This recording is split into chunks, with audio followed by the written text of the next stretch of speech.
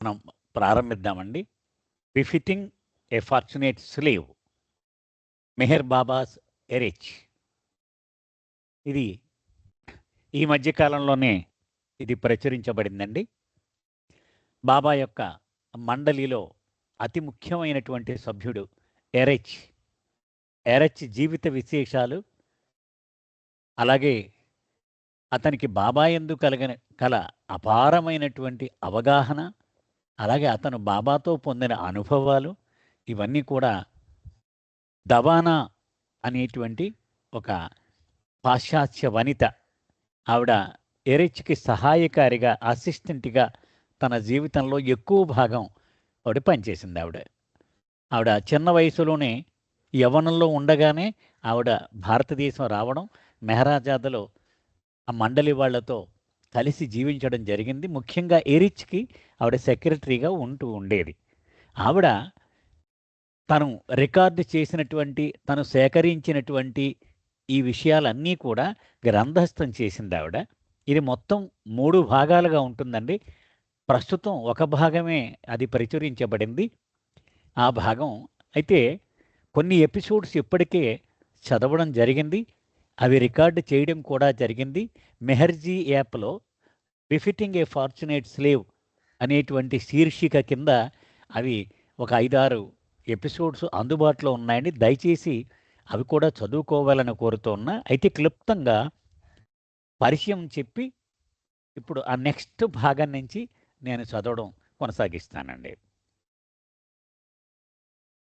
మనందరికీ పరిచయమే ఎరిచ్. మనలో చాలామంది ఆయన్ని వ్యక్తిగతంగా కలవడం కూడా జరిగింది. అయితే వ్యక్తిగతంగా కలవకపోయినప్పటికీ ఆయన జీవిత విశేషాలు, ఆయనకు బాబా యందు గల అపారమైన ప్రేమ గురించి అనేక కథలు, ఇవన్నీ బాబా ప్రపంచంలో ప్రాచుర్యంలో ఉన్నాయి. ముఖ్యంగా అతడు ప్రభువు యొక్క శరీరంలో ఒక అంగము, ఒక భాగముగా జీవించినటువంటి ధన్యుడు ఆయన. వ్యక్తిగతంగా మండలి వాళ్ళెవ్వరికీ కూడా వేరే జీవితాలు ఉండవు. వాళ్ళకి ఇష్టము, అయిష్టము వేరేగా ఉండవు. ప్రభువుకి ఏది ఇష్టమైతే అది వాళ్ళకి ఇష్టము. ఏది అయిష్టమైతే అది వాళ్లకు అయిష్టము.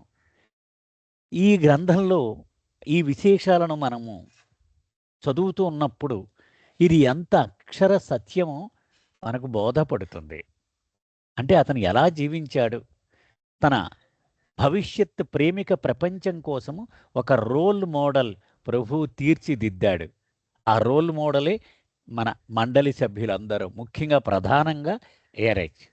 అంటే అతనిని చూసి, అతని కథ తెలుసుకొని మనము కూడా స్ఫూర్తి పొంది మనం ప్రభువు కోసము జీవించగలము, ప్రభువు కోసము మరణించగలము. అందుకని ఈ ఈ గ్రంథాలన్నీ కూడా ప్రేమిక ప్రపంచానికి అందుబాటులోకి తేవడం జరిగింది. అయితే ఇది ఎరిచి యొక్క పుట్టుక నుంచి మరణం వరకు అలా సీక్వెన్స్‌లో రాయబడలేదండి ఇది. ఆవిడ ఏ సీక్వెన్స్‌లో అయితే ఆవిడ ఎరిచి నుంచి ఈ మాటలన్నీ విందో అదే సీక్వెన్స్‌లో వ్రాసుకుపోయిందే ఆవిడ. అది. ముఖ్యంగా మనం ఇప్పుడు చదువుతున్నటువంటి మధ్యలో చదివే ఇంకా కొద్దిలో ఈ చాప్టర్ అయిపోయి నెక్స్ట్ చాప్టర్‌లోకి వెళ్తాం. ఈ చాప్టర్‌లో దవానా ఆవిడ పేరు, రచయిత పేరు DAVANA, దవానా. ఆవిడ ఇరిచి తన చిన్నతనం నుండి తను ఎంత తిండిపోతో చెబుతూ ఉన్నాడు. ఆ వివరాలు ఇక్కడ ఆవిడ వివరిస్తుంది. ఇవన్నీ చాలా ఇంటిమేట్‌గా ఉంటాయండి. ఎందుకని? బాబా ప్రేమిక ప్రపంచములో మనందరం కూడా ఒకే కుటుంబంలోని సభ్యులం. అంచేత మనలో అరమరికలు ఉండవు. అతడు చిన్నతనం నుండి అతను పొందిన అనుభవాలను ఏమాత్రము భేషజము లేకుండా, అయ్యో ఏమైనా అనుకుంటారేమో ఈ విషయాలు తెలిస్తే అనేటువంటి కపటం అనే భయం కూడా లేకుండా నిర్మొహమాటంగా అతను చెప్పినటువంటి విషయాలు. హిరిచ్ ఏం చెప్పాడంటే ఇక్కడ ఈ చాప్టర్‌లో ముందుగా, నేను చాలా తిండిపోతుని. చిన్నప్పటి నుంచి కూడా మా అమ్మ ఎత్తుకోలేకపోయేది, నన్ను మొయ్యలేకపోయేది. అంత లావుగా ఉండేవాడిని. ఏదైనా సరే తినేయడమే. ఆఖరికి పాలు దొరికితే పాలు, ఉప్పు దొరికితే ఉప్పు, బెల్లం దొరికితే బెల్లం అని తినేస్తూ ఉండేవాడిని. ఈ వివరాలు చెప్తూ ఉన్నాడు. ముఖ్యంగా కోడిగుడ్డుతో అట్టు ఆమ్లెట్ అంటారు. అదంటే చాలా చాలా చాలా ఇష్టము ఇతనికి. అయితే బాబా దగ్గరికి వచ్చినప్పుడు బాబా అన్నారు, "నీకేమి ఇష్టమో" అని అడిగారు. "నాకు ఆమ్లెట్ ఇష్టం" అన్నాడు. ఎప్పుడు 1938వ సంవత్సరంలో తొలిసారిగా ప్రభువు యొక్క దర్బారులో ఎరిచ్ చేరాడు. అప్పుడు అడిగారు. "నాకు ఆమ్లెట్ ఇష్టం" అన్నాడు. అయితే "రోజు నేను ఆమ్లెట్ ఏర్పాటు చేయమంటావా" అన్నారు. "వద్దు బాబా" అన్నాడు. అది. సో, ఎందుకు వద్దన్నానో ఇప్పుడు నేను జ్ఞాపకం తెచ్చుకుంటే మంచి పనే చేశాను అనిపిస్తోంది. ఎందుకని? రోజు ఆమ్లెట్ తినేస్తే దాని గురించి ప్రత్యేకమైన అభిరుచి చచ్చిపోయి ఉండేది. రొటీన్ అయిపోతే ఇంక ఇష్టమే ఉంటుంది కదా! అని నవ్వుతూ ఈ అమ్మాయితో చెప్పాడు. ఇక ఈ రోజు నుంచి ఈరోజు విషయం కొనసాగిద్దామండి. In mock seriousness I quipped, "Eruch! You better be careful now. What if you remember an omelette rather than Baba at the end? What will happen? You might end up going to omelette heaven instead." అప్పుడు ఈవిడ గంభీరతను నటిస్తూ అంటే చాలా సీరియస్‌గా ఉన్నట్టుగా నటిస్తూ ఇరిచిని అడిగింది. "అయ్యో! కొంప ములుగుద్దయితే. నువ్వు చివరికొచ్చేసావు కదా! నీ జీవితంలో చరమాంకంలో ఉన్నావు.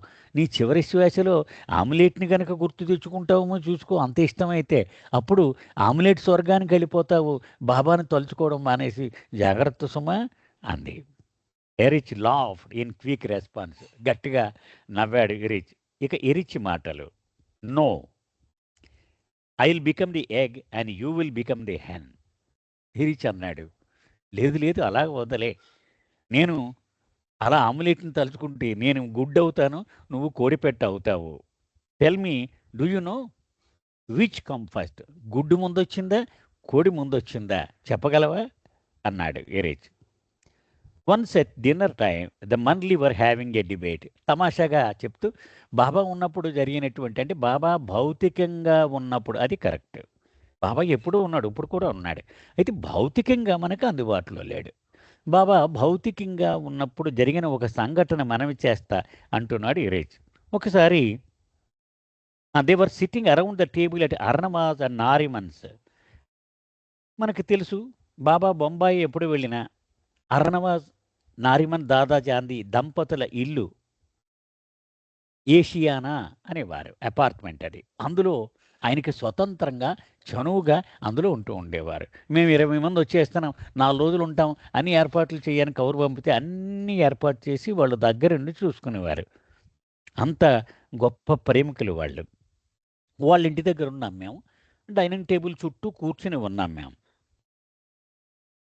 ఏదో మాట్లాడుకుంటూ ఉన్నారు మండలి వాళ్ళు గట్టిగా. The men were occupying the side room veranda and there was a lot of commotion and loud noise. చాలా పెద్ద శబ్దం వస్తోందనమాట వీళ్ళ మాటలను బట్టి. Baba heard the noise and asked someone to tell him what was happening. బాబాకు వినపడింది ఈ రోదంతా. బాబా బయట కూర్చున్నారు. ఆయన కౌరవించారు. "ఏమిటి అంత సీరియస్‌గా గట్టిగా మాట్లాడుకుంటున్నారు? ఏమిటో విషయం కనుక్కొని రండి. ఎవరో ఒకడు వెళ్ళి" అన్నారు. Baba, "a debate is going on. Which came first? The chicken or the egg?" Baba ఏం లేదు. ఒక చర్చ నడుస్తూ ఉంది. గుడ్డు ముందొచ్చిందా? కోడి ముందొచ్చిందా? అనే విషయం మీద అన్నారు. Baba's reply was reported back to the mandali. వెంటనే బాబా, "ఇదిగో నా సమాధానం. వెళ్ళిపోయి చెప్పు ఆ వాదులాడుకునే వాళ్ళకన్నారు. Neither chicken nor egg. I came first." Baba అన్నారు, "గుడ్డు ముందు రాలేదు. కోడి ముందు రాలేదు. ముందొచ్చిన వాడిని నేనే. చెప్పు వాళ్ళకన్నారు బాబా. ఇప్పుడు ఒక కొత్త చాప్టర్ అండి. ఎన్ ఆఫరింగ్ టు గాడ్ 1916-1924. భగవంతుడికి అర్పించేయడము 1916 నుంచి 1924 వరకు.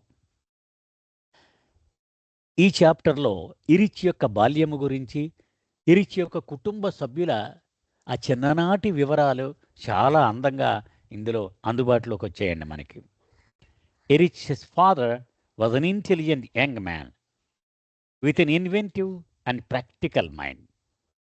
ఎరిచి తండ్రి మనకి తెలుసు, పప్పా జస్సావాలా అంటాం మనం కదండి, మనందరికీ తెలిసినటువంటి విషయమే. అతడు చాలా తెలివైనవాడు. యువకుడిగా ఉన్నప్పుడనమాట. కొత్త విషయాలు కనిపెట్టడం అంటే చాలా ఉత్సాహం అతనికి. తర్వాత ప్రాక్టికల్ మైండ్ అంటే ఆచరణ యోగ్యమైనటువంటి మనస్సు కలిగినవాడు. He was also very hot tempered. So much so that many years later, when the family came into Meher Baba's fold, Baba nicknamed him Pistol. అతనికి ముక్కు మీద కోపం. ఇలా చిన్న మాట అనేటప్పటికి కోపం వచ్చేసేది అతనికి. ఆ కోపం ఎంత తారస్థాయికి చేరిందంటే, ఈ కుటుంబం అంతా బాబా పరిధిలోకి వచ్చాక ఇతని ప్రవృత్తిని చూసి బాబా ఇతనికి పిస్టల్ అని పేరు పెట్టారు. అంటే ఇలా నొక్కేస్తే పేలిపోద్ది అనమాట. అంత కోపంతో ఉంటాడు ఎప్పుడు కూడా. From Patiala in the Punjab, Bairam Shah moved the family across India to Calcutta, where he had received a better job offer in a bigger government winery. మనం గతంలో చదువుకున్నాము. ఈ మధు తయారు చేయడం అంటే సారాయి తయారు చేసేటువంటి ఫ్యాక్టరీని వైనరీ అంటారు. అంటే వైన్ తయారు చేసేటువంటి ఫ్యాక్టరీ. దానిలో ఇతనికి అపారమైనటువంటి నేర్పు ఉండేది. పంజాబులో ఉన్నటువంటి పటియాలా అనే నగరంలో ఒక ఫ్యాక్టరీలో పనిచేస్తూ ఉండేవాడు పప్పా జస్సావాలా. ఇతని అసలు పేరు బైరం షా జస్సావాలా. పప్పా జస్సావాలా అనేటువంటిది నిక్నేమ్ అనమాట. ఇతను కలకత్తాలో గవర్నమెంట్కి సంబంధించినటువంటి వైనరీ, ఆ రోజుల్లో బ్రిటిష్ గవర్నమెంట్ నడిచేది కదండి, ఆ వైనరీలో మంచి ఉద్యోగం వచ్చింది కాబట్టి కుటుంబాన్ని కలకత్తాకు మార్చేశాడు. ఇతను కూడా కలకత్తాలోనే ఉండేవాడు. One day while Bairam Shah was at work he had a sudden revolution. ఒకనాడు బైరం షా ఆ ఫ్యాక్టరీలో పనిచేస్తూ ఉన్నాడు, ఆ వైనరీలో. అకస్మాత్తుగా ఇతనికి ఒక ఆలోచన వచ్చింది. It was very hot and స్టిఫ్లింగ్ in the winery. చాలా వేడిగా ఉంది ఆ ఫ్యాక్టరీ లోపల. అంత ఉక్కిరిబిక్కిరి అయిపోతున్నారు పనిచేసే వాళ్ళందరూ కూడా. Why not do something about it. ఇతను చాలా తెలివైన వాడు కదా, ఏదైనా సరే కొత్త విషయాన్ని ఇట్టి కనిపెట్టేటువంటి నేర్పరి ఇతను. అంచేత అతను అనుకున్నాడు, అయ్యో ఇంతమంది ఇంత కష్టపడుతున్నాం, దీని గురించి నేను ఏదో ఒకటి చెయ్యాలి అనుకున్నాడు. He decided to tackle the problem by installing a ceiling fan so that there would be more circulating air. అప్పుడు అతనికి ఒక ఆలోచన వచ్చింది. పైన ఒక సీలింగ్ ఫ్యాన్ పెట్టాను అనుకో, ఆ గాలికి ఆ ఫ్యాన్ గాలికి మొత్తం ఈ వాతావరణం, ఈ ఫ్యాక్టరీ హాల్ లోపల ఉన్న వాతావరణం అంతా ఇది గాలి సమానంగా అయిపోయి అంత వేడి ఉండకుండా మనం చెయ్యవచ్చు అనుకున్నాడు. But first he had to make a whole in the ceiling for the fan. మరి ఆ ఫ్యాన్ పెట్టాలంటే దానికి ఒక కన్నం కొట్టి ఒక హుక్కు పెట్టాలి కదా. మనం కూడా ఇంట్లో అదే కదా చేస్తాం, ఒక హుక్కు పెట్టాలి. సో ఆ కన్నం కొట్టాలి పైకప్పులో. Although he had good intentions, when the manager came to know about it what Bairam Shah had done he went wild. సరే చేసేసాడు. ఆ పైకప్పు సీలింగ్కి కన్నం కొట్టేసి దానిలో ఒక హుక్కు పెట్టేసి ఫ్యాన్ తగిలించేశాడు. ఈ ఆఫీస్ మేనేజర్కి ఈ విషయం తెలిసి చూసి ఉగ్గుడైపోయాడు. ఎవరిని అడిగి చేసావు నువ్వు ఇది అని. How dare you do such a thing, are you mad? ఎంత ధైర్యం నీకు, నీకేమైనా పిచ్చి పట్టిందా? You can't have fans in a winery. ఇలా సారాయి తయారు చేసేటువంటి ఫ్యాక్టరీలో ఫ్యాను ఉండడానికి వీల్లేదు. They will throw you out. నీకు ఉద్యోగం పోతుంది ఇప్పుడు నీకు. Bairam Shah lived up to his nick name pistol even before Meher Baba conferred it. నిజానికి చాలా ఏళ్ళ తర్వాత అతనికి పిస్టల్ అని పేరు పెట్టారు మెహర్ బాబా. కానీ ఇప్పుడు తాను ఎలాగ పిస్టలో వెంటనే రుజువు చేసుకున్నాడు. Yeah, the hell with it he responded, I will get another job. వెంటనే మేనేజర్ మీద కోపంతో, నాకెందుకు ఈ ఫ్యాక్టరీ, నేను వెంటనే ఒక కొత్త ఉద్యోగానికి మారిపోతాను అన్నాడు. He stamped out of the winery resigning on the spot. వెంటనే ఒక పెన్ను కాగితం తీసుకొని సంతకం పెట్టేసి రెజిగ్నేషన్ లెటర్ మేనేజర్ చేతిలో పెట్టేసి బయటికి సరసరా నడుచుకుంటూ వెళ్ళిపోయాడు. The manager pleaded with him not to resign. పాపం ఆ మేనేజరు బ్రతిమాలాడు, అయ్యో అంత కోపం ఏంటయ్యా, వద్దు అలా రిజైన్ చేసేకు అన్నాడు. And although Bairam Shah relented for the time being, he began formulating a plan to find a better position. సరే, ఆ మేనేజర్ మీద గౌరవంతో కొంచెం రాజీ పడ్డాడు, కానీ తను మాత్రం సీరియస్గా ప్రత్యామ్నాయ ఏర్పాట్లు చేసుకోవడం మొదలుపెట్టాడు. అంటే వేరే ఉద్యోగం మంచిది చూసుకుందాం, ఏదో ఒకటి చెయ్యాలి, నేను ఇక్కడ లాభం లేదు, ఇక్కడ పూర్తిగా కొనసాగలేను అని నిర్ణయం తీసేసుకున్నాడు. Papaja Sawala's decision to quit his job triggered series of events that would eventually culminate in bringing the family back across the country and consequently much closer to Mehrabad where Baba was staying. అంటే బాబా మన జీవితాల్లో ప్రవేశించాలి అని ఆయన నిర్ణయించుకున్న తర్వాత మన జీవితంలో ఎలాంటి మార్పులు సంభవిస్తాయో, బాబాకు ఇవేవీ సంబంధం లేనట్టుగా పైకి కనిపించిన అంతర్లీనంగా ఆయన ఎంత పని చేసి పెడతాడు అనేటువంటిది ఉదాహరణ. ఇదంతా పప్పాజీ జస్వాలా జీవితంలో ఎందుకు జరిగిందట ఇదంతా? ఆఖరికి కలకత్తా నుంచి బదిలీ అయిపోయి అతను మెహ్రాబాదుకి దగ్గరగా, అంటే బాబా ఎక్కడ జీవిస్తున్నారో అదే రాష్ట్రంలోని ఒక ప్రాంతానికి బదిలీ అయ్యేటువంటి పరిస్థితులు కల్పించారు బాబా. అంటే బయటికి ఎలా ఉంటాయి, బాబాకి ఏం సంబంధం లేదు అనిపిస్తాయి, కానీ ఆయన మాత్రం నేర్పుగా ఇదే ఫలితం వచ్చేలాగా దారితీసే పరిణామాలను సృష్టిస్తాడు ఆయన. That year Eruch's birthday fell at the time of the great Dasara holiday observed throughout India. Parsi calendar ప్రకారం చేస్తారు కదా పార్సీ వాళ్ళు, ఇరిచ్ వాళ్ళంతా. ఆ రోజు ఆ సంవత్సరం గొప్ప ఉత్సవం మనకి దసరా. ఆ దసరా పండుగ నాడు పడింది. భారతదేశం అంతా దసరా వైభవంగా జరుపుకుంటారు. The festival is based on the epic tale of the Ramayan, the story of the avatar Ram and his believed wife Sita. ఇది పాశ్చాత్య పాఠకుల కోసం దవానా చెప్తోంది. దసరా ఉత్సవం అంటే ఏంటంటే, ఇతిహాసమైనటువంటి రామాయణ గ్రంథములో రాముడు, అతని భార్య అయినటువంటి సీత, వాళ్లకు సంబంధించినటువంటి ఒక వేడుక ఇది. It is a Joyce holiday as it celebrates Rams return to his mother land Ayodhya after an exhale of 14 years and his victorious slaying of the 10-headed demon Ravana who had kidnapped Sita. ఇది చాలా ఉత్సాహంగా జరుపుకునేటువంటి వేడుక. పండుగలు కొన్ని ఉత్సాహంగా జరుపుకునే ఉంటాయి, కొన్ని ఆ చనిపోయిన వ్యక్తి లేకపోతే హత్య గావింపబడిన వ్యక్తిని గుర్తు చేసుకోవడానికి ఉంటాయి కదా. బక్రీద్ ఇలాంటివి ఉన్నాయనుకోండి అవి. అంటే ఇది శ్రీరామచంద్రమూర్తి ఆయన వనవాసానికి 14 ఏళ్ళు వెళ్ళిపోయి తర్వాత తన భార్యను అపహరించినటువంటి 10 తలల రావణుణ్ణి సంహరించి తిరిగి తన అంతఃపురం అయోధ్యలో చేరుకున్న సందర్భంగా ఆ విషయాన్ని గుర్తు చేసుకుంటూ ఈ పండుగ జరుపుకుంటారు. The city of Calcutta celebrates this great historical event with elaborate spectacles in the streets. ముఖ్యంగా కలకత్తా వాసులు ఈ పండుగను చాలా బహిరంగ వేడుకగా జరుపుకుంటారు.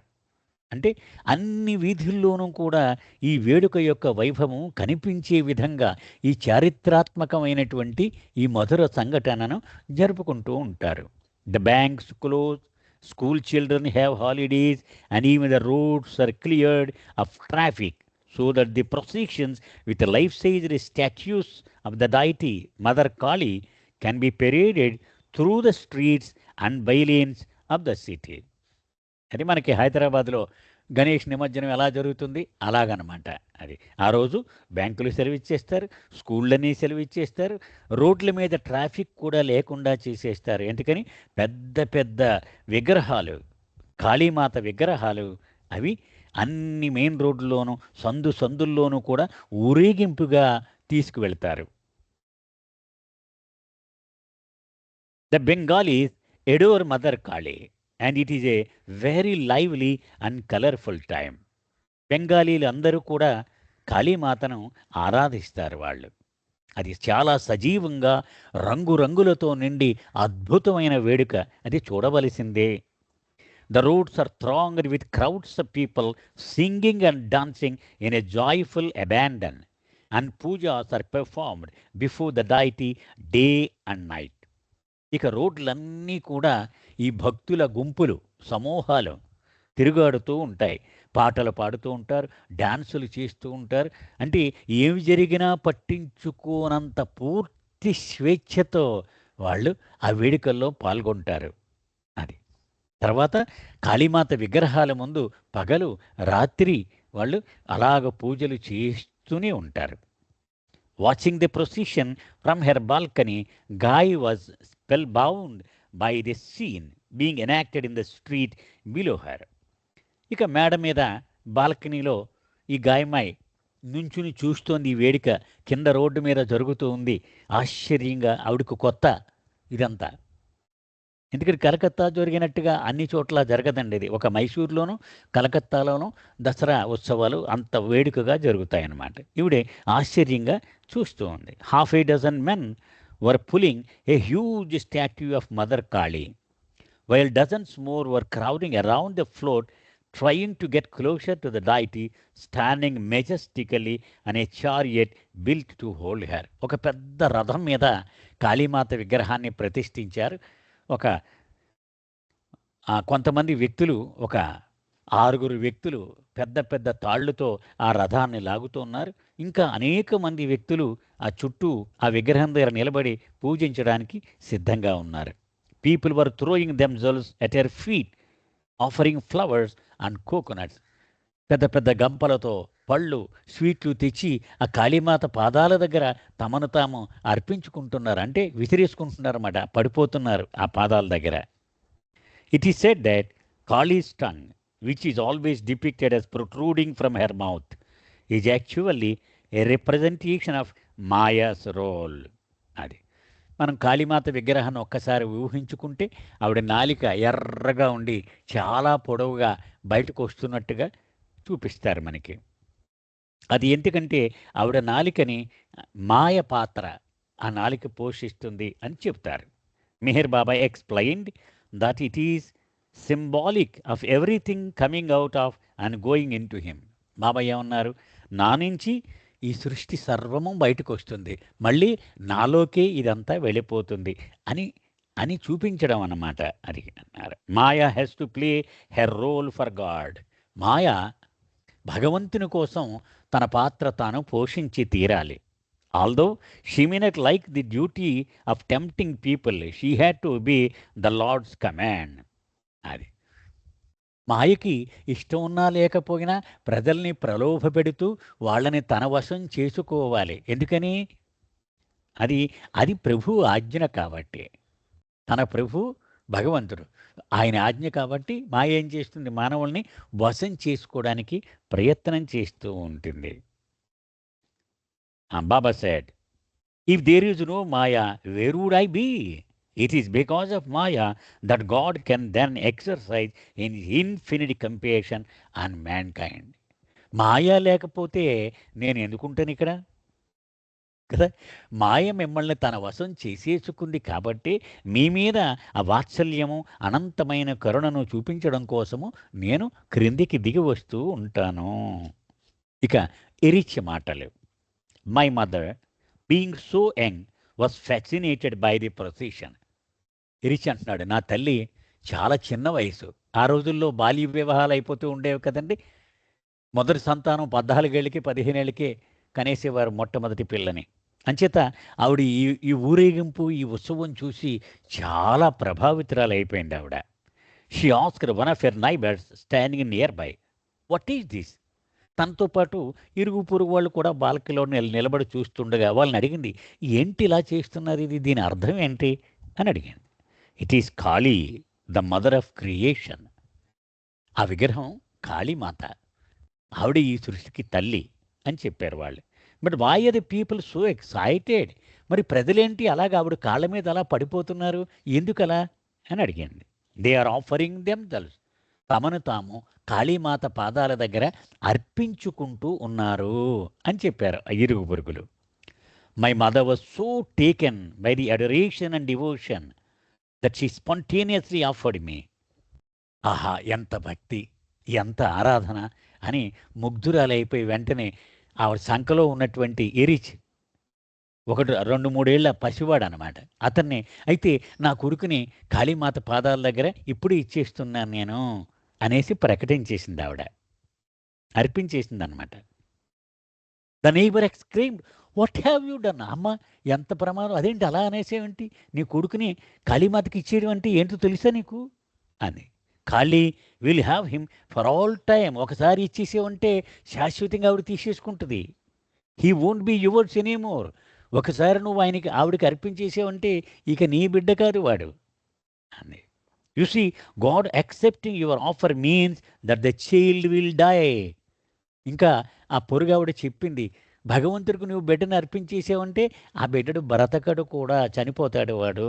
ఎందుకని ఆవిడ తీసేసుకుంటుంది కాబట్టి. The story is told that I became very ill with a high fever shortly thereafter. నాకు జ్ఞాపకం ఉన్న కథ ఏంటంటే, ఇది జరిగిన కొన్ని గంటలకి నాకు అనారోగ్యం సంక్రమించింది. చాలా తగ్గనటువంటి హై ఫీవర్ నాకు వచ్చేసింది. All the cool compress applied to his forehead and sponging him with cold water did nothing to abate the fever, which continued to climb unabated. జ్వరం తగ్గటం లేదు. తల దగ్గర చల్లటి గుడ్డలు పెట్టి ఆ జ్వరం తగ్గేలా చేసినాక ప్రయత్నం చేస్తున్నారు. కానీ 101, 102, 103, 104 అలా పైకైపోతుంది. కానీ ఏమాత్రం తగ్గటం లేదు. He was lively, yeah, and vocal baby. But minutes passed by, then hours, and the house was oddly silent. Erich ఎప్పుడు కూడా చాలా జీవం ముట్టిపడుతూ ఉండేవాడు. ఎప్పుడు ఏదో మాట్లాడుతూ ఉండేవాడు, లేకపోతే అరిచేవాడు, ఏదో చేస్తూ ఉండేవాడు. కానీ కొన్ని గంటలుగా మోగపోయింది ఆ ఇల్లంతా. ఎందుకని? మంచం మీద జ్వరంతో పడి ఉన్నాడు పాపం. Once again the strange absence, a playful sounds emanating from the Jessawala home set off a timely alarm. ఆ చుట్టుపక్కల వాళ్ళకి ఏదో జరిగింది ఇంట్లో అనిపించేసింది. ఎందుకని ఎప్పుడు కూడా ఏదో ఒక సౌండ్లు చేస్తూ ఉండేవాడు ఎరిచ్ ఇంట్లోంచి. ఏదో కింద పడేసి, ఏదో ఆడుకుని, అరుస్తూ ఇలాగ. సడన్గా గంటలు గంటలుగా ఒక్క శబ్దం కూడా రావటం లేదు. ఇది చుట్టుపక్కల వాళ్ళకి ప్రమాద సూచికగా అనిపించింది. The winery owner's elder mother, who lived in the apartment next door, noticed the unusual quiet. ఈ పప్ప జస్సావాల ఒక వైనరీ, సారాయి ఫ్యాక్టరీలో పనిచేస్తున్నాడు అనుకున్నాం కదా. ఆ యజమాని ఒక యువకుడు. ఆ యువకుడు తల్లి పక్కింట్లోనే ఉండేవారు, వాళ్ళ కుటుంబం, యజమాని కుటుంబం కూడా.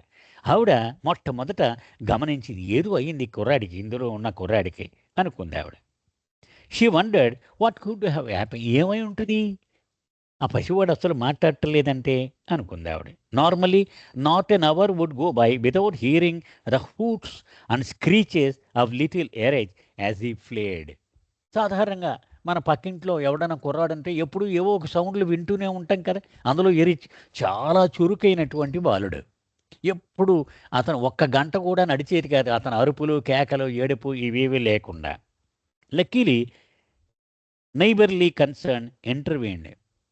మరి ఇప్పుడంటే అపార్ట్మెంట్లో ఎవడు మొహం మీద తలుపు వేసుకుని లోపల పోతున్నారు. కానీ పూర్వం అంతా కలిసిమెలిసి ఉండేవారు. వెంటనే ఆవిడ, అయ్యో నా పక్కింట్లో ఏదో జరుగుంటుంది, మనం వెళ్ళాలి, అక్కడ జోక్యం చేసుకోవాలి, నేను పెద్దదాన్ని కదా, నా అనుభవం వాళ్ళకు ఉపయోగపడుతుందని గబగబా వచ్చింది వీళ్ళ ఇంటికి ఆవిడ.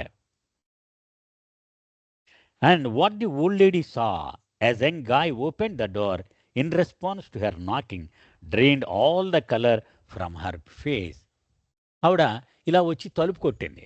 కొట్టగానే గాయమాయి వెళ్ళి తలుపు తీసేటప్పటికీ ఒక్కసారి నిర్ఘాంతపోయింది. అయ్యయ్యో, అలా కదలకుండా పడున్నాడే, చంటాడు అని. Baby Eruch lay limp and motionless cradled in his mother's arms. తల్లి చేతుల్లో కదలిక లేకుండా అలా పడి ఉన్నటువంటి ఆ ఎరిచ్ని చూసింది. What happen to cause such a change in the child. ఇదేంటమ్మా ఇలా అయిపోయాడు, ఏమైంది అసలు అని అడిగింది. He was so healthy this morning. ఈవేళ పొద్దున్నే ఆడుకున్నాడు, నేను చూశాను. Did he see the procession. ఆ ఊరేగింపులో కానీ వెళ్ళాడేమిటి వీడు అని అడిగండి. Guy then confided how she had become carried away when she saw the huge figure of Mother Kali in the chariot. I do not know what came over me, but I just offered my son to her. పాపం గాయమాయి భయంతో చెప్పింది, అమ్మ నాకు తెలియదు ఇదంతా, ఆ చూడగానే నాకెందుకో లోపల ఏదో నాకు తెలియని శక్తి ఆవహించి నా బిడ్డని కాళీమాతకి అర్పించేస్తున్నానని ప్రకటన చేసేసాను నేను. What! You should never have done such a thing. పాపం ఆవిడ గాబరా పడిపోయింది. అంటే ఆవిడ బెంగాలీ అనమాట. అయ్యయ్యో! అలా చేసేవా? అలాగెలా చేసేవమ్మా నువ్వు? How dare you offer your child? నీ సొంత బిడ్డని అలాగ బలిచ్చేస్తావా? What will your husband feel? నీ భర్తకు తెలిస్తే ఏమవుతుందో తెలుసా? It is no small thing to offer to mother Kali. కాళీమాతకి ఎవరినైనా అలాగ అర్పించేయడం అంటే అది చిన్న విషయం కాదు సుమా. There is only one way out. నాకు ఒకే ఒక్క దారి కనపడుతుంది దీని నుంచి ఆ బిడ్డను రక్షించాలంటే. We must go to her temple with a child. ఇగో పక్కనే కాళీమాత ఆలయం ఉంది, పద ఆ చంటాన్ని తీసుకుని వెళదాం అంది. Ordinarily Parsis would not be allowed inside the temple. So that night Guy dressed in a Bengali style saree so as not to draw attention. సాధారణంగా హిందువుల ఆలయాల్లోకి ఈ పార్సీలని వాళ్ళని అనుమతించారు. కానీ ఇది తప్పనిసరి అయింది. అంచేత గాయమాయ్ ఒక బెంగాలీలు ధరించినట్టుగా స్త్రీని ధరించి తల మీదుగా కప్పుకొని ఆ రాత్రి ఎవరు తనకి పసిగట్టకుండా ఆ దేవాలయంలోకి వెళ్ళింది. Bairam Shah accompanied his wife favorite Shirij and the old lady to the temple where the perfect master Paramahamsa Ramakrishna had himself once worshipped Mother Kali as an officiant in his early years as a priest. ఇక బైరంష అంటే పప్పాజస్సా వాళ్ళ కూడా తన భార్య, తన కొడుకు ఎరిజ్, అలాగే ఆ పక్కన ఉన్నటువంటి ఆ పెద్ద ఆవిడ వీళ్ళందరూ కూడా ఆలయంలోకి వెళ్ళాడు. ఆ ఆలయం ఏ ఆలయం అంట? రామకృష్ణ పరమహంస తను యువకుడిగా ఉన్న రోజులలో అక్కడ పూజారిగా ఉంటూ ఉండేవాడు. అక్కడే ఆ ఆలయం యొక్క పర్యవేక్షణ చేస్తూ ఉండేవాడు. ఆ ఆలయంలో కాళీమాత దగ్గరికి వీళ్ళంతా వెళ్ళారు.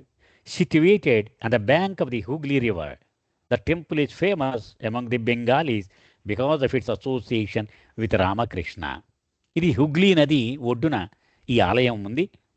ఇది చాలా ప్రసిద్ధి చెందినటువంటి దేవాలయం. ఎందుకని? రామకృష్ణకు ఈ కాళీమాతతో ఉన్న సంబంధము, ఆ కథలన్నీ తెలుసు కాబట్టి బెంగాలీలందరికీ చాలా పవిత్రమైనటువంటి ఆలయం ఇది. But unbeknownst to Gai and Bairam Shah on that particular day of the Dasara festival, buffaloes and goats were slaughtered as offerings to mother Kali. కానీ వీళ్ళెవ్వరికీ తెలియని ఒక విషయం ఆ రోజు జరిగింది. పగలు వీళ్ళు రాత్రి వెళ్ళారు ఆలయంలోకి. ఏంటట? ఆవుల్ని, గేదెల్ని బలిస్తారు. కాళీమాతకి బలిస్తూ ఉంటారు మేకల్ని, వాటిని. అలాగే ఆ రోజు ఆవుల్ని, ఈ పశువుల్ని, ఈ దున్నపోతుల్ని, వీటిని బలి ఇచ్చారంతా. As the approach the temple grounds a nauseating smell fill their nostrils. లోపలికి చీకట్లో ఆ గుళ్ళోకి వెళుతూ ఉంటే ముక్కుకి వాసన వస్తోంది, వికారం వస్తోంది. Dead animal corpses were strewn everywhere, carpeting the grounds around the temple in blood. మొత్తం దేవాలయం చుట్టుపక్కలంతా రక్తశక్తం అయిపోయి ఉంది. ఈ జంతువుల మృత కళేబరాలు అలా చల్లా చెదురుగా పడి ఉన్నాయి. Never before had Guy witnessed such a horrific scene. ఇదంతా ఇరిచి చెప్తున్నాడండి. దవానాకు చెప్పిన విషయాన్ని ఇక్కడ రాసింది ఆవిడ. పాపం గాయమాయ్ ఇటువంటి భయంకరము అయినటువంటి సన్నివేశాన్ని ఎప్పుడూ చూసి ఎరగదు ఆవిడ. Suddenly she could not breathe. ఆవిడకి ఊపిరి ఆగిపోయినంత పని అయింది. The air was thick and still and the stench was overpowering. Gai began to faint. ఇక గాలి పీల్చలేకుండా అయిపోయింది ఆవిడ పరిస్థితి. మూర్ఛ వచ్చినంత పని అయ్యింది. The old lady quickly took Erach from her arms and carried him into the temple. వెంటనే ఆవిడ సంకలో ఉన్నటువంటి ఇరిచిని ఆ పెద్ద ఆవిడ తీసేసుకుని ఆలయంలోకి వెళ్ళిపోయింది ఆవిడ. Placing the baby at the deity's feet she invoked mother Kali's protection over him. ఆ పసివాణ్ణి కాళీమాత పాదాల మీద పెట్టేసి, తల్లి నువ్వే రక్షించాలి ఈ పసివాణ్ణి అని ప్రార్థన చేసింది ఆవిడ. After a few moments she came out. కొన్ని క్షణాలు అక్కడుండి ఈ పసివాణ్ణి తీసుకుని బయటకు వచ్చేసింది. By the time the reached home Eruch's temperature had fallen. ఇంటికి చేరేటప్పటికి ఎరిచి జ్వరం మామూలు స్థాయికి వచ్చి తగ్గిపోయింది. And he recovered as suddenly as he had become ill. ఎంత అకస్మాత్తుగా అయితే అనారోగ్యం పాలయ్యాడో అంత అకస్మాత్తుగానే ఆరోగ్యం తిరిగి సమకూరింది ఎరిచ్కి. Most probably Eruch said. ఈ కథ చెప్పి నవ్వుతూ ఇరిచ్ చెప్తున్నాడు. బహుశా ఏం జరుగుంటుందంటే, shrugging his shoulders as he had told the story. ఈ కథ చెప్పడం ముగించి భుజాలు ఎగరేసి ఇలా చెప్పాడు. There was a mixup. ఏదో పొరపాటు జరిగింది. I was meant to be offered to the father and not the mother. నేను నిజానికి తండ్రి అయిన భగవంతుడికి అర్పించవలసిన వాడిని, మా అమ్మ పొరపాటున తల్లి అయిన భగవంతుడికి అర్పించింది. అక్కడ జరిగింది అసలు పొరపాటు అన్నాడు. Guy had given birth to her first daughter in Bombay. She was named Manek after Guy's mother, but called Mani by the family. So మొట్టమొదటి వాడు ఎరిచ్. సో రెండవ సంతానము కూతురు ఆవిడ. ఆ కూతురు పేరు గాయమాయి తల్లి మానెక్ ఆవిడ పేరు. అంచేత ఆవిడకి గుర్తుగా మణి అనే పేరు మీద ఆవిడకి నామకరణం చేయడం జరిగింది. During their stay in Calcutta, Gai became pregnant with their third child. ఇగో కలకత్తా ఉన్న రోజుల్లో మూడవ గర్భం దాల్చింది ఆవిడ. This pregnancy had come only 3 months after Mani was born. అది అంటే మొట్టమొదటి సంతానం ఆ మణి అన్న అమ్మాయి పుట్టిన 3వ నెలకే తర్వాత గర్భం వచ్చేసింది ఆవిడికి. The family wondered how this the frail teenager was going to cope with a new infant when he had another baby daughter as well as a toddler Eruch keeping her busy round the clock. వెంటనే కుటుంబం అంతా భయపడ్డారు. ఈవిడికి చూస్తే 20 ఏళ్ళు నిండలేదు తల్లికి. మొట్టమొదట ఆ కుర్రాడు ఉన్నాడు, వాడేమో అంతా నడక నేర్చుకుని తప్పటడుగు లేస్తూ తల్లి 24 గంటలు తినేస్తూ ఉంటాడు తల్లిని. ఇక వాడికి చెల్లి కూడా పుట్టింది. ఇదిగో ఇప్పుడు 3వ గర్భం వచ్చింది. ఈవిడ ఎలాగో చక్క పెట్టుకోగలది ఇదంతా అని అయోమయంలో పడిపోయారు కుటుంబం అంతా. In recounting this story, Manu said that while her mother had been pregnant with her, there was a severe cholera epidemic raging in Bombay. ఆ ఎరిచి చెల్లి మను ఈ దవానాతో అంటే పెద్దావిడైన తర్వాత జ్ఞాపకం చేసుకుందనమాట. అది నేను మా తల్లి గర్భంలో ఉన్నప్పుడు బొంబాయిలో పుట్టింది కదా మొదటి చెల్లి. అప్పుడు బొంబాయి అంతా కూడా కలరా అనేటువంటి అంటువ్యాధి బాగా ప్రబలిపోయి ఉండేది. My mother was staying with her in laws there and at the time cholera was rampant. అంటే మొదటి ప్రసవము అత్తమామల ఇంట్లో జరిగింది. బొంబాయిలో ఉంటూ ఉండేవారు అత్తమామలు, అక్కడ జరిగిందనమాట. People were dyeing in the streets. రోడ్ల మీద ఎక్కడ చూసినా కలరా వ్యాధితో చనిపోయిన వాళ్ళు శరీరాలు కనిపిస్తూ ఉండేవి. Frightened by all the dead bodies that were being carted away daily, she refuse to eat. బళ్ళ మీద ఈ డెడ్ బాడీలని 10 డెడ్ బాడీలు 20 డెడ్ బాడీలు తీసుకెళ్ళడం, ఇంట్లో ఉండి చూస్తూ ఉండి ఇక తినడం మానేసింది ఆవిడ. ఇంకంటే తిండి సహించలేదు ఆవిడికి, ఆ గర్భంలో ఉన్నటువంటి గైమాయికి. Her in-laws would try to tempt her with fish and meat and tell her to eat it for the sake of the baby. But being so young and feeling so scared of becoming ill, she would throw the food out of the window when no one was looking. పాపం అత్తమామలు ఆవిడ బ్రతిమాలుతూ ఉండేవారు. నీ కోసం కాదమ్మా, పుట్టబోయే బిడ్డ కోసమైనా తినమ్మా, గర్భంలో ఉన్న శిశువు కోసం తిను, ఇదిగో ఈ మాంసం తిను, ఈ చేప తిను అని పాపం వాళ్ళు ప్లేట్ నిండా వడ్డించి తెచ్చేవారు. ఆవిడికి నేను కూడా ఈ తిండి తినేస్తే నీరసం వచ్చి అరుగు అలాగ నేను శవం అయిపోయి ఆ మోసుకు వెళ్ళిపోవలసి వస్తుందేమో అని ఎవరు చూడకుండా ఈ ఆహారం బయటికి విసిరిస్తూ ఉండేది ఆవిడ.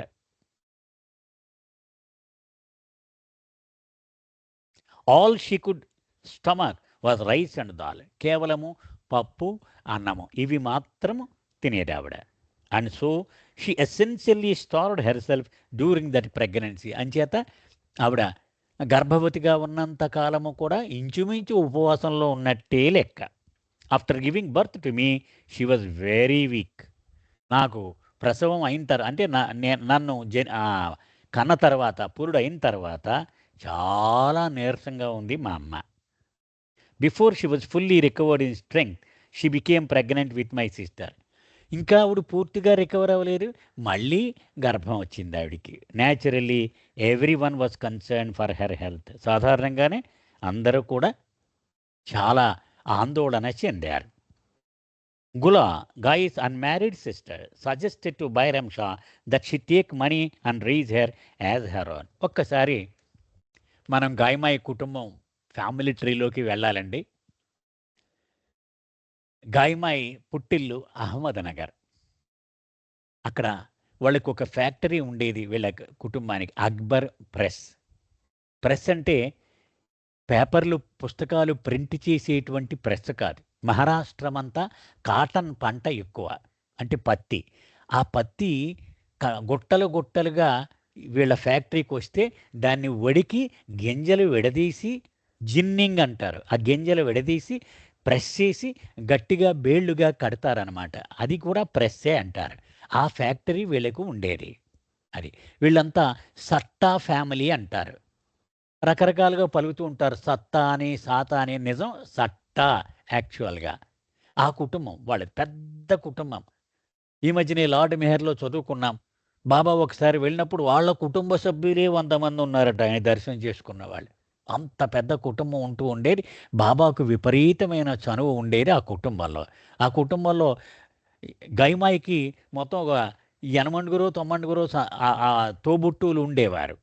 అందులో చాలామందికి పెళ్ళిళ్ళు అవ్వలేదు. ఇంతమందిలో బహుశా ఇద్దరికే పెళ్ళిళ్ళయ్యినయి. ఒకటి గైమాయికి, ఇంకొక ఆవిడ ఆఖరావిడ షిరియన్ అని ఉండేది. ఈ ఇద్దరికీ వివాహాలయ్యాయి. మిగిలిన వాళ్ళంతా పెళ్ళిళ్ళు చేసుకోలేరు. ఒక పెద్ద అక్కగారు ఆవిడ పేరు గులా. ఆవిడ తన మరిదిగారితోటి అంటే చెల్లెలు భర్తని పిలిచి అడిగింది, "ఏమయ్యా! ఇలాగ పిల్లల్ని కనేస్తే అది ఏమైపోతుంది? అది ఎక్కడ పెంచగలదు? అంచేత మీ పెద్ద కూతురుందే మణి, దీన్ని నేను తీసుకెళ్ళి నేను స్వయంగా పెంచుతాను నేను" అంది. Gula was very capable and lived at the family home in Ahmednagar with her unmarried brothers. ఆవిడ చాలా సామర్థ్యం ఉన్నటువంటి సమర్థురాలన్నమాట ఆవిడ గుల. ఆవిడ అహ్మద్‌నగర్‌లో తన సోదరులతో పాటు పెళ్ళిళ్ళు అవ్వలేదు వాళ్ళకి కూడా. నౌషర్వాన్ వీళ్ళంతా. వాళ్ళందరితో కలిసి అక్కడ జీవించేది. How will Gai manage with 2 babies she told to Bairam Shah. తన చెల్లెలు భర్తతో చెప్పింది. ఇద్ ఎరిచొకడున్నాడు బండవాడు. వాడు ఒక పక్కన ఉండగా ఇదిగో ఈ పసిది వచ్చేస్తే ఇప్పుడు ఎక్కడ మళ్ళీ గర్భవతి అయింది. Yeah! As it is she can barely manage now. ఇప్పటి పరిస్థితుల్లో ఆవిడ వల్ల కాదు అని నచ్చచెప్పింది. హి డిసైడెడ్ షీ వాజ్ రైట్. పాపం పప్పాజేసే వాళ్ళకి కూడా "నువ్వు చెప్పింది కరెక్టే వదిన గారు" అన్నాడు. 2 babies and a toddler would be too much. వీడేమో నడక ఇప్పుడే నేర్చుకున్నాడు ఎరిచ్.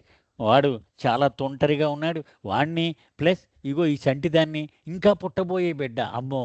ఊహించుకోవడానికే భయంగా ఉంది. కష్టమే అన్నాడు. Guys father was also very worried about this pregnancy coming so quickly after the last one. పాపం గైమాయి తండ్రి కూడా చాలా ఆందోళన చెందుతూ 3 నెలలకే మళ్ళీ గర్భం వచ్చేస్తే ఎలాగ తట్టుకోగలదు అని ఆందోళన చెందాడు. With his daughter now living in Calcutta, far from the family home, who would be there to help her manage with 3 children? పోనీ అహ్మద్‌నగర్‌కి దగ్గరలో ఎక్కడో ఉంటే మేము ఎవరో ఒకడు సాయం చేసేవాళ్ళం. ఈవిడ చూస్తే కలకత్తా. కలకత్తా అంటే మళ్ళీ ఇంకో దేశం వెళ్ళిపోయినట్టే అహ్మద్‌నగర్ నుంచి. కదా! మేమెవరు సాయం చేయగలము? Good he replied, you take little menu. అంచేత తన పెద్ద కూతురు ఈ చంటిదాన్ని తీసుకెళ్ళిపోవడానికి ఆయన కూడా ఓటేశాడు. మంచిది నువ్వు తీసుకున్న నిర్ణయం అన్నాడు. So shortly before Gai gave birth to baby girl they named Mehru, their first daughter was given to Gula. So ఆ రెండో అమ్మాయి పుట్టేలోగానే ఈ పెద్ద అమ్మాయి అహ్మద్‌నగర్ వెళ్ళిపోయింది. ఆ రెండో అమ్మాయి పుట్టిన తర్వాత మెహరు అని నామకరణం చేశారు. It seemed a prudent move, and such an arrangement was not unusual in the days of large families. పెద్ద పెద్ద కుటుంబాలు ఉన్నప్పుడు ఇటువంటి ఏర్పాటు సహజంగా జరుగుతూ ఉండేది ఆ రోజుల్లో. మనకు గుర్తు తెచ్చుకుంటే చిన్న వయసులోనే పెళ్ళైపోయేది కాబట్టి మొట్టమొదటి సంతానం ఆ తల్లి పెంచలేకపోయేది. ఎందుకంటే ఆవిడే చిన్నపిల్ల. ఇంకెలా పెంచుద్ది? అంచేత పెద్దమ్మ తీసుకెళ్ళిపోయి ఆళ్ళు పెంచుతూ ఉండేవారు ఈ పసివాడిని. బాబా విషయంలో షిరీన్‌కి మొట్టమొదట జంషెడ్ జన్మించాడు. ఆవిడ చాలా చిన్న వయసులో ఉండగానే కొడుకు పుట్టాడు. ఆవిడ అక్కగారు దౌలా మసీ. ఆవిడకి పిల్లలు లేరు. ఆవిడ లోనావాలాలో ఉంటూ ఉండేది. ఆవిడ తీసుకుపోయి పెంచింది. కాబట్టి మాతృప్రేమ అంటే పూర్తిగా ఆవిడ ఆస్వాదించలేకపోయింది జంషెడ్ విషయంలో షిరీన్. కానీ బాబాను మాత్రం స్వయంగా ఆవిడ పెంచింది. అది మనం బాబా జీవిత చరిత్రలో చదువుకున్నాం కదా! Gai had 8 brothers and sisters. ఇదిగో చెప్తున్నారు గాయమాయికి 8 తోబుట్టువులు. The oldest brother was named Meherji bhai, but called Meherji by the family. మొట్టమొదటి వాడు, అందరికంటే పెద్దవాడు మెహర్జీ అతను. Followed by a girl child Shirin, తర్వాత Shirin. Another boy came next, his name was Homi, మరొకడు Homi. The fourth child was Gula, 4వది ఇదిగో ఇప్పుడు మనం అనుకుంటున్నట్టు గులా అనేటువంటి అమ్మాయి. The fifth and sixth children were boys Jamshed and Naosherwan. గుర్తున్నాడా అండి మీకు నౌషర్వాన్? బాబా మెహరాబాదులో అడుగుపెట్టిన తొలి రోజుల్లో ఆ దౌండ్ అహ్మదనగర్ రోడ్డు ప్రక్కన ఉదయాన్నే సాద్రా వేసుకొని కూర్చుంటూ ఉండేవారు వేప చెట్టు కింద. అహ్మదనగరానికి చెందినటువంటి నౌషర్వాన్, అతను అప్పటికే భారత స్వాతంత్ర సంగ్రామంలో చురుగ్గా పాల్గొంటూ ఉండేవాడు. మహాత్మా గాంధీకి అభిమాన పాత్రుడైనటువంటి సహచరుడు అతడు గుర్రం మీద వస్తూ తన కూడా ఉన్న మరొక వ్యక్తి పక్క గుర్రం మీద ఉన్నవాడితో బాబాకి దూరం నుంచి చూసి, అతను మన జొరాస్టర్లాగే కనపడుతున్నాడు కదూ అన్నాడు. బాబా దగ్గరికి రాగానే బాబా చేతులు చాచి దగ్గరికి పిలిచారు. దగ్గరికి వెళ్ళగానే బాబా అప్పటికి ఇంకా మౌనంలో లేరు. నువ్వు అనుకుంటున్నట్టు నేను మీ జొరాస్టర్నే అన్నారు బాబా. ఆ నౌషర్వాన్ అనమాట ఇతను. The seventh child was Gai, and after her birth in quick succession came another girl Banu and the last child Firoz. ఇలాగూ ఈ సంతానం అంతా కూడా ఒకళ్ళ తర్వాత ఒకళ్ళు పుడుతూ ఉండేవారు. So for the next 4 years of her life Gula became the only mother she knew, and the unmarried brothers Naosherwan, Pilu, Meherji they were her uncles. కాబట్టి ఈ మను అనేటువంటి అమ్మాయికి, అంటే ఎరిచ్ పెద్ద చెల్లికి, తల్లి అంటే గులాయే, అంటే పెద్దమ్మే తల్లి. అంకుల్స్ తన మేనమామలందరూ కూడా తెలుసు. ఇంకా మిగిలిన వాళ్ళ గురించి ఎవరికి తెలియదు అనమాట. She was lavished with love and was a pampered pet or the household. ఇంతమంది జనంలో ఈ చంటిది అందరికీ ప్రాణప్రదము, గారాల పట్టి అయిపోయిందనమాట. ఈవిడి మీద విపరీతమైన ప్రేమ కురిపించేస్తూ ఉండేవారు వీళ్ళంతా. Yeah while Mani was growing up with your aunt Gula and uncle Naosherwan Mama and Pilu Mama at Akbar Press in Ahmednagar, Papa was wondering what to do about his only son Erich, who was approaching school age. ఈ పాప ఇలాగ అహ్మదనగర్లో అక్బర్ ప్రెస్లో పెరుగుతూ ఉండగా కలకత్తాలో ఉన్నటువంటి పప్పా జసవాలా అనుకునేవాడు, ఇప్పుడు వీడి స్కూల్కి వెళ్ళవలసిన ఏజ్ వచ్చేసింది ఎరిచ్కి, వీడిని ఎక్కడ వెయ్యాలి స్కూల్లో అని ఆలోచించేవాడు. Eruch said, my father was a self made man. తన తండ్రి గురించి ఎరిచ్ ఇలా చెప్పాడు. చాలా ముఖ్యమైన వివరాలండి ఇవి, ఎక్కడ మిగిలిన గ్రంథాల్లో అందుబాటులో లేని వివరాలు ఇవి. My father was a self made man. మా తండ్రి కోట్ల ఆస్తి తండ్రి నుంచి వారసత్వంగా పొందినవాడు కాదు. తన 2 రెక్కల మీద మొత్తం తన ఈ సామ్రాజ్యాన్ని నిర్మించుకున్నాడు ఆయన. He only studied 3rd standard, 3వ తరగతి మాత్రమే చదివాడటండి అతను. Only his teacher hit him with roller. ఈ పేపర్లు రూల్స్ గీయడానికి ఒక రోలర్ పొడవుగా ఉంటుంది కదా, రౌండ్గా, అది పట్టుకొని ఓ రోజు టీచర్ కొట్టాడు. ఏదో కోపం వచ్చి ఈ స్టూడెంట్ని పప్పా చేసేవాళ్ళని. And this event caused him to leave the school. వెంటనే కోపం వచ్చింది, నేను మళ్ళీ రాని స్కూల్కి అన్నాడు. He never went back. అంతే, స్కూల్కి వెళ్ళడం మానేశాడు. In spite of the lack of formal education, Bairam Shah was a very confident young man. అంటే 3వ తరగతి మాత్రమే చదువుకున్నంత మాత్రం చేత అతని సామర్థ్యం ఎక్కడికి పోలేదు సుమ. అతడు ఆత్మవిశ్వాసముతో జీవించగలిగిన ఒక యువకుడిగా ఉండేవాడు. He had proved himself to be a fast learner. ఏ విషయం అయినా సరే క్షణాల్లో నేర్చేసుకునేటువంటి సామర్థ్యం అతనికి ఉండేది. And when he decided upon a course of action, there was no stopping him. ఇదిగో ఈ పని నేను చెయ్యాలి అని ఒక నిర్ణయం అంటూ తీసుకుంటే ఎవ్వడూ ఆపలేడు. అది ఎంత కష్టమైనా, ఎన్ని నేర్చుకోవలసి వచ్చినా రాత్రికి రాత్రి అవన్నీ నేర్చేసుకొని దాన్ని పూర్తి చేసి తీరేవాడు. Now, on a whim, he decided to to put in an application with the British government for the job of Chief Inspector of Boilers and Factories. ఈ 3వ తరగతి చదువుకున్నటువంటి బైరం షాకి ఒక అకస్మాత్తుగా ఒక విలాసం కలిగింది. పేపర్లో చూశాడు, chief inspector of boilers and factories post ఉంది, ఎవరైనా అప్లికేషన్ పెట్టుకోవచ్చని. వెంటనే ఒక అప్లికేషన్ పెట్టేశాడు. Undeterred by the fact that he did not have a degree in engineering, which was a prerequisite for the post, Bairam Shah just asked Ardeshir, Guy's half brother, whether he could turn him whether he could tutor him in the aspects of engineering necessary to pass the required examination. వెంటనే గాయమాయికి దగ్గరికి బంధువు అనమాట, ఒక cousin brother. అతను ఇంజనీర్గా పనిచేస్తున్నాడు. అతని దగ్గరికి వెళ్ళాడు. ఏమయ్యా, అదేదో పరీక్ష పెడతారట ఇంజనీరింగ్లో, అది పాస్ అవ్వాలట.